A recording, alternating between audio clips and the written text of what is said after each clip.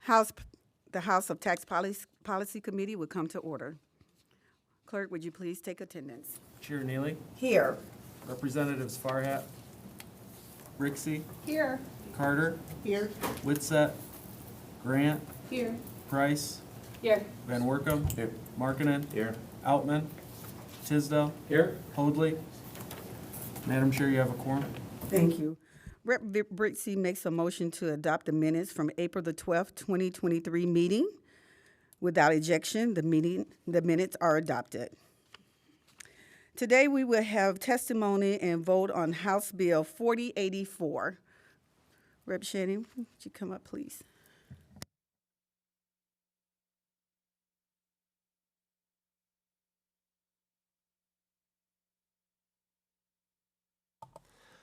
Thank you, Chair Neely and committee members. Appreciate you taking the time today.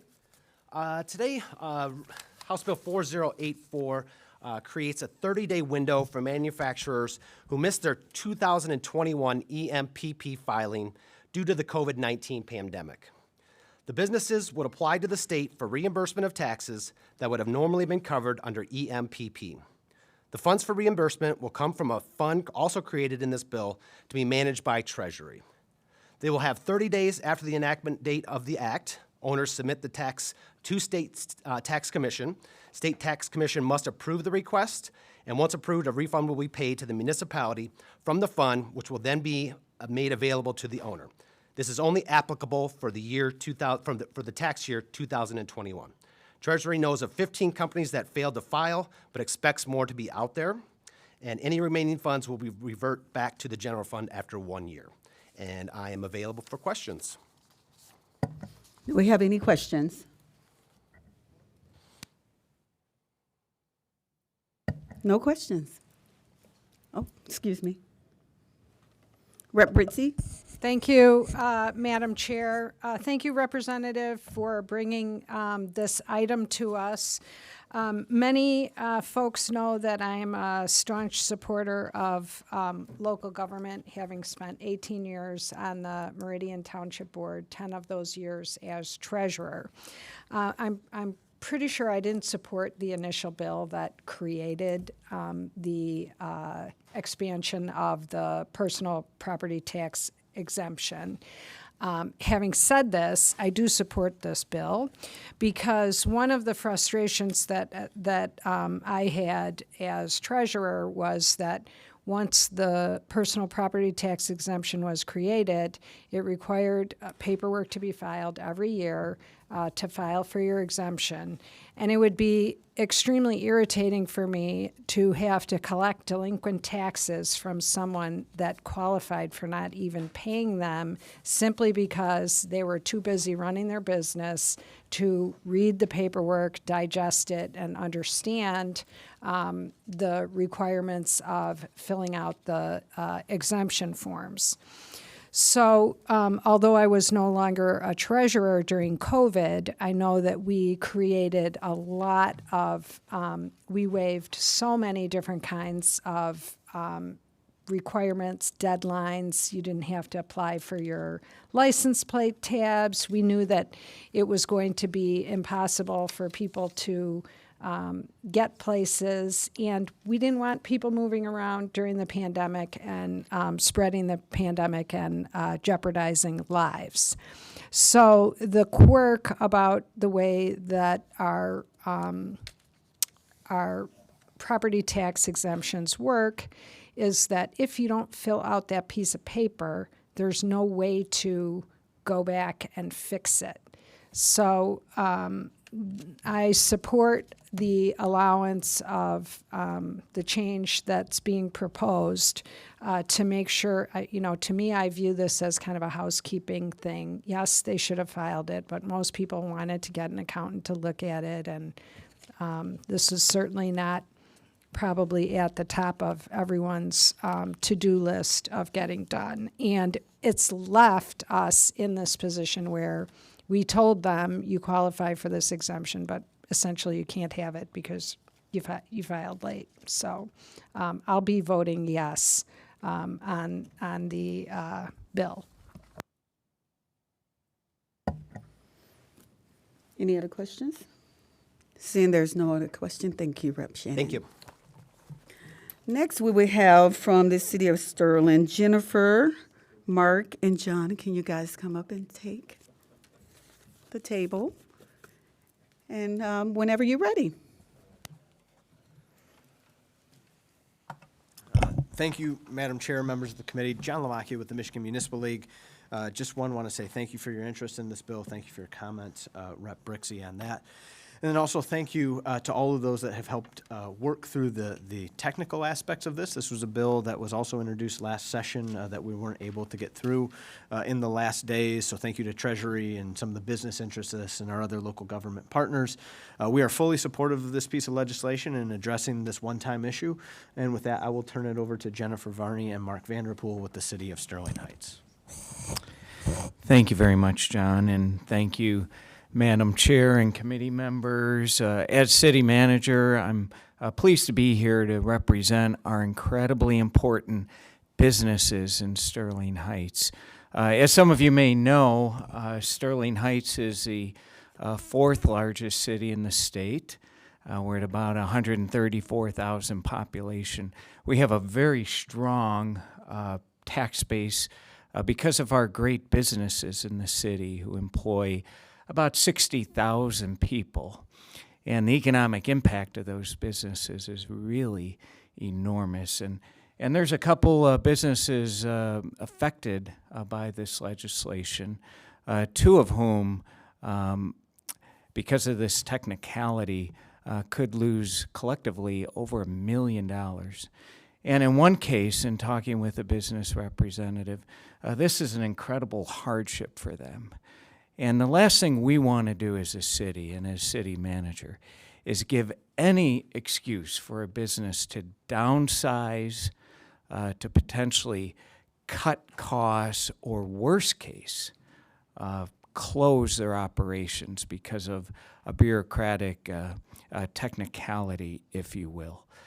So we're here fighting on behalf of our businesses today, J.G. Kern, Chartham Gear, and others that have been incredibly valuable business members in our community for decades, and incredibly valuable to Macomb County and the state of Michigan.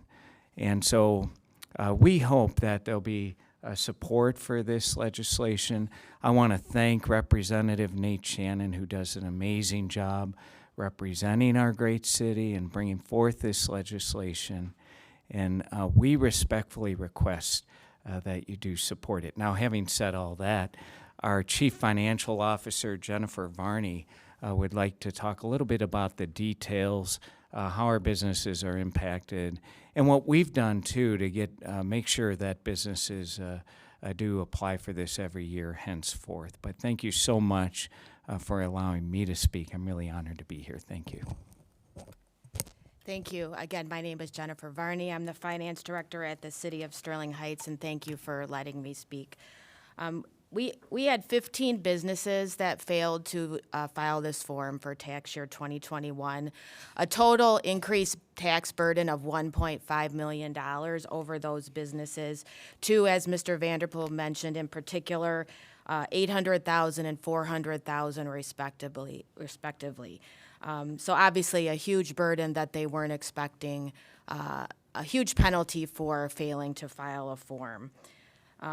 Two of these businesses, they have actually not paid those taxes, awaiting legislative help.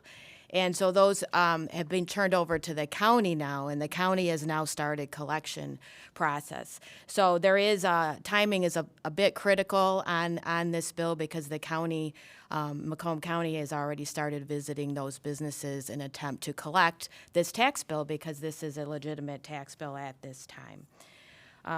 Critical in this bill is that the cities and other taxing jurisdictions are kept whole, and this bill includes that, which we fully support, because we would have got reimbursement through the personal property tax fund of the $47 million of tax value that would have been claimed. So it is very important that the cities and other jurisdictions are kept whole as part of this legislative fix. And again, we make every effort to help our business community file these forms. And in the 2 years subsequent to tax year 21, we have went over them above and even have driven out to businesses to get them to file this form. So we are proud to say that after this year, we have had 100% compliance in these forms filing, and thankfully, I believe this is the last year, and now the form does not need to be filed every year. So that will be help businesses out. So again, we fully support this bill because it helps our business community and keeps the city and the taxing jurisdictions such as the zoo and the DIA and the veterans all whole. And again, just the timing is a bit critical because the county is starting collection. And also 2 of the companies have cases before the Michigan Tax Tribunal, which we've been able to delay, but they have indicated that they will not delay them anymore, and those cases are going forward in May. So obviously a legislative fix to this issue would make those cases moot. Thank you very much for your attention, and I appreciate getting to speak here today.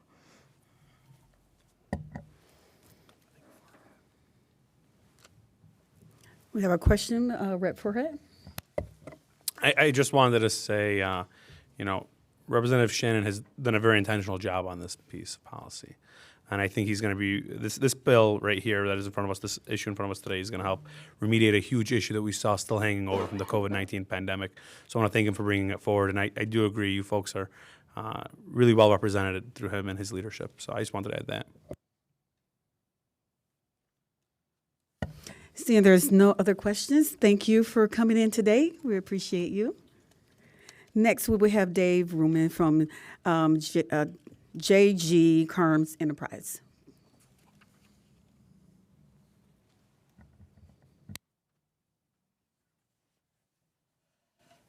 Welcome. Thank you. And you can get started.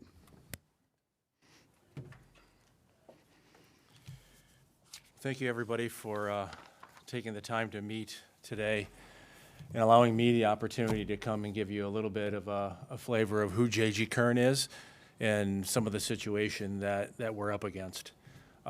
You heard just now from the city. I'm here to tell you I am the guy who's the $800,000 guy. So which is the reason why I really wanted to come here today to make my case to all of you.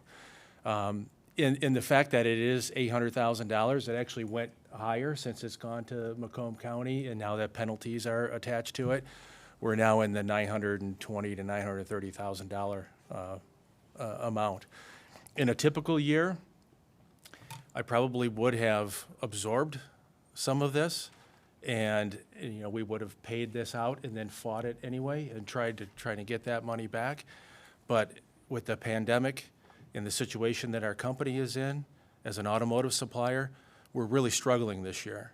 We've really struggled for the past 2 years, and we don't have the funds to pay, and that's why we haven't been able to pay anything on this tax bill at this point. So first, let me tell you a little bit about J.G. Kern.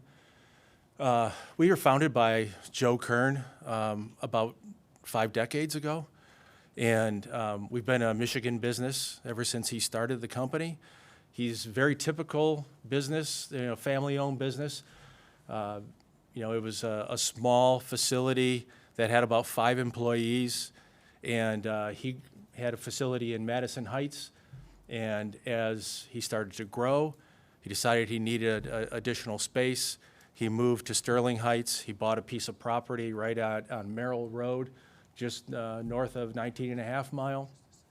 Built a facility, a 40,000 square foot facility, and him and his son started to really court Ford. They helped Ford out of a jam with one of their other suppliers, and then they started to build on that relationship. And before a couple of years came out, they had to blow out the back half of the building. They expanded to 80,000 square feet. Several years later, with their success, they blew out the north side of the building, expanded again, and it became 160,000 square feet. And in 2016, when I started with the company, We did it again, and we now have a 200,000 square foot building on that property. We can't expand anymore, but yeah, we have no intention of ever leaving Michigan. We love Michigan. All of our manufacturing is done here. But one of the big things that we have is that we produce slip yokes and flanges for the automotive industry, and slip yokes and flanges are not high-profile parts. They're part of the drivetrain, so it's underneath your vehicle. So hopefully you never have to see these parts. But they're very high-precision parts. So that means that we have to have CNC lathes, grinders, broaches, induction hardening machines. We do everything in-house. So that 200,000 square feet that we have, we're actually producing parts with those machines in that whole 200,000 square feet. We have very minimal amount of space for warehouse because everything is just in time in automotive right now. So you can imagine a 200,000 square foot building with all that machinery. That's very expensive. And just to give you a flavor of what that is from an expense perspective, we just installed in 2021, we put into place a new line that is for the EV F-150. So the Lightning for the F-150, that line, we invested $9.5 million. So that's one line that we put in. We've got 8 lines that we do flanges. We've got 7 lines that we do slip yokes on. And we're on high-profile vehicles. If you know anybody who has an F-150, a GM Silverado or Sierra, or a Dodge Ram, all of our parts are on those vehicles. So, so these being high-precision parts, we're spending a lot of money on CapEx. We're very intensive on the CapEx side. And that's why the personal property tax is so important to J.G. Kern. So in the year 2021, we actually came out of the pandemic, and we were doing fairly well. We were shut down just like everybody else for that time period from the end of March through May. We came back, we were doing fairly well, but with the labor market the way it was, we were working people 7 days a week trying to keep up production.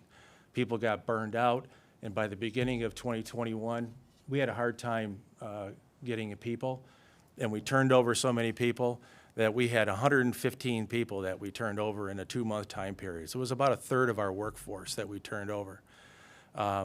We started to struggle, and we were really hyper-focused on getting parts out the door rather than, filing for taxes and doing other things that were more administratively. So, so we rely very heavily on our CPA firm to help us out in that area. They emailed the form that needed to be filed for the tax exemption form, and our owner never got it. So he didn't get the form, we didn't file it, and I didn't understand what the impact was. I didn't even know that we hadn't filed it until I got a tax statement in July that showed that we had the $800,000 bill. And that's when we started to investigate, is to find out what happened there. And that's where we're at today, is that we're trying to figure out, is there something that we can do to try to remedy this situation? Because typically we would spend about $80,000 to $90,000 in August on the taxes for this, and we have this $800,000 bill instead. So at a time that we are severely struggling from a financial standpoint, we're just going to have a very hard time to try and absorb this kind of money. So that's all that I have. I mean, hopefully, the information that I'm supplying can help to give you some kind of a background as to what we are and the type of company we are and the situation that we have, and help you to make a decision on this bill. Thank you so much. I appreciate that, and I'm really happy to hear that you're going to stay here in Michigan. So we appreciate that. We do have a question from Rep. Van Markham. Thank you, Madam Chair. I do drive an F-150, and I don't think my slip yoke has been replaced yet, so. Excellent.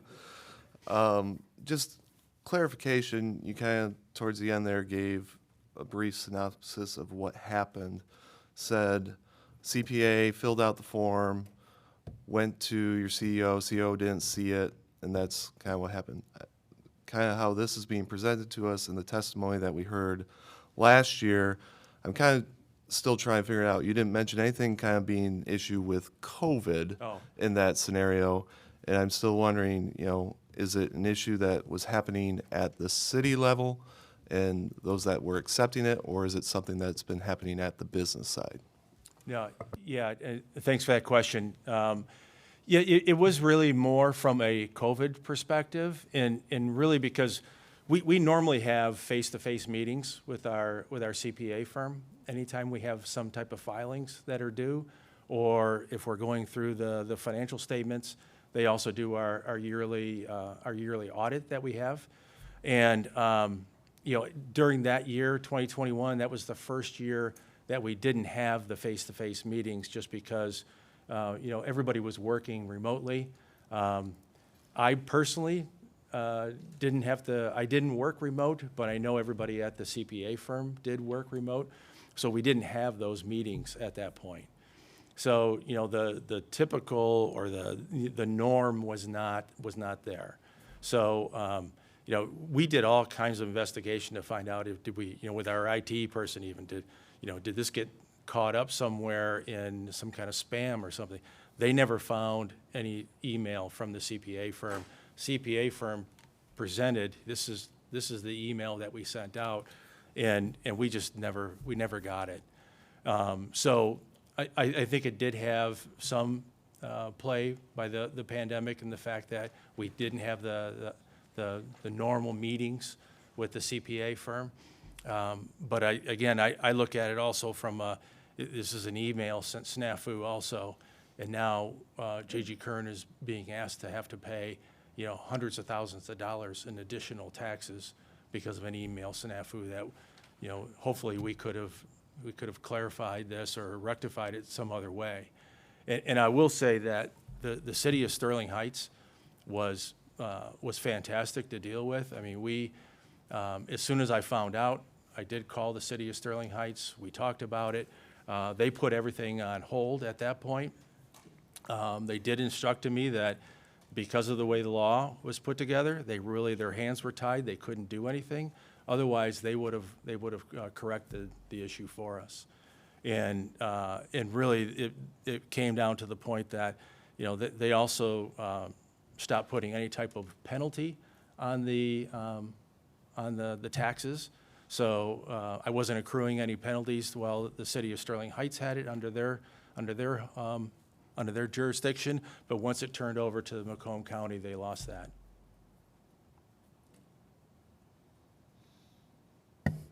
Seeing as there are no other questions, thank you for coming in. We appreciate you. Next, we have Mike Johnson from MMA come up.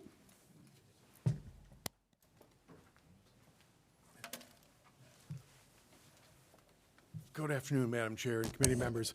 I'm Mike Johnston, Executive Vice President of Government Affairs and Workforce Development at the Michigan Manufacturers Association. And Madam Chair, I want to thank you for bringing this issue forward and thank Representative Shannon for his leadership in sponsoring this bill. This is a really important bill for both businesses and local communities to resolve those. These are COVID-related issues. We got calls beginning in 2021 from companies all over the state, not just Sterling Heights, and then we received a letter from Sterling Heights. I think I included a copy of their letter that they sent out to their local representatives asking for a legislative solution. And I want to thank Sterling Heights folks for their kind and respectful words about manufacturing and their role in driving communities, and in fact driving the state. Manufacturing is the largest sector of the state, and you know, it's in our DNA. But we have to remember, because manufacturing really in communities, a bunch of small companies, and that's you know. The gentleman from J.G. Kern is an example of what Michigan manufacturing looks like. It's a small company under 100 employees. That's 85% of our members under 100 employees. And that's the niche that was affected by COVID in this particular situation. Just quick background, the personal property tax for manufacturing was eliminated by a statewide ballot proposal in 2016. So it's enormously complex. Representative Brixey, you're exactly right. It was enormously complex. I was involved in designing it. You're exactly right. It was enormously complex. I think we fixed that. The legislation passed last year that would, we called it one and done. You no longer have to file. You can, just like other exemptions, you don't have to file for it. You can just get it, and that solves a lot of that. But this is sort of a barnacle and a legacy of the complexity that I helped put in place. So my apologies to everybody in the room on that. But anyway, I would just say that we've been working on a solution with this and working with Treasury and with local units of government. Treasury actually designed the solution and proposed the solution, so we appreciate their work on that. But we think this is a really important solution, and thank you for taking this up, Madam Chair, and Representative Shannon, thank you for your work on it. So with that, I'm happy to answer any questions. Do you have any questions? Representative Van Wackman. We heard a lot about Sterling Heights. Oh, sorry, Madam Chair. Thank you, Madam Chair. We've heard a lot about Sterling Heights. Can you just outline any other areas or cities that have experienced this? I wouldn't identify any one city, but I will tell you that we got calls from companies all over the state. This truly was, in response to your earlier question about COVID, was a COVID dynamic where everyone was working remotely during that time, and this was the first tax year affected by COVID, because in 2020 they'd already paid before the pandemic hit. So in 2021, everybody's still working remotely, and clearly, it caused various difficulties. So it's, in response to your question, it's all over the state. I don't have any single community that stands out. We appreciate Sterling Heights from actually identifying the members in their community who were hit by the dynamic. So, Seeing there's no other questions, thank you for coming in today. We appreciate you too. Next, we have Department of Treasury come up. Peter.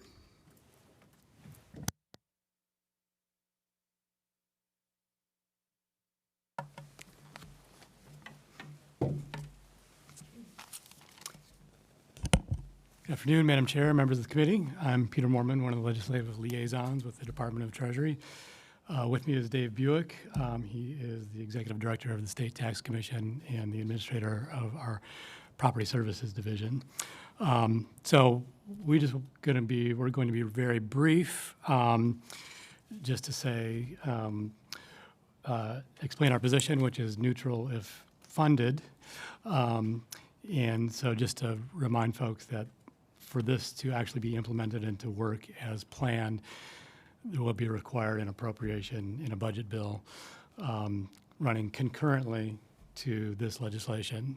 So the timing is important because as the legislation reads, the clock starts right away on the effective date of the legislation, where the companies have 30 days to file an application with the State Tax Commission, and then the events cascade from there with the Treasury that eventually need to refund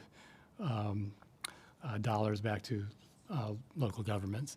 So the moving pieces are all important to work together, and we've heard some figures thrown about the cost of this, and as Mr. Johnson indicated, we don't really know who all is out there and the universe that is out there. We're familiar with the Sterling Heights situation.